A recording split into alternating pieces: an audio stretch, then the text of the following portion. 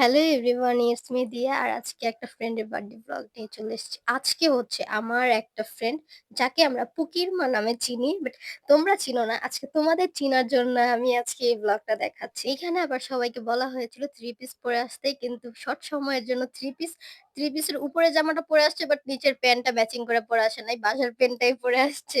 তো যাই হোক, ওর ফেস দেখানো যাবে না ভাই, মান-সম্মানের ব্যাপার আছে। যাই হোক, এখানে হচ্ছে কেক কাটা কমপ্লিট করার পর খাওয়া-দাওয়ার পর্বে চলে গেলাম। ভাই খাওয়া-দাওয়ার শুধু একটা আইটেমের ছবি তুলেছি। তাছাড়া অনেকগুলো আইটেম করেছিল তারা। কিন্তু একটারই ভিডিও ক্লিপ নিতে পারছি। যাই হোক, আমাদের দৃষ্টি আকর্ষণ করেছিল ওর বার্থডের জন্য টুপি ছিল না। সেইজন্য আমরা ঝটপট করে উপর থেকে একটা টুপি বানিয়ে নিয়ে নিচে চলে আসছি ওর রুমে। তো এই টুপিটা আমরা বানিয়ে দিয়েছি ওকে। দেখেন তো কেমন লাগতেছে ওরে।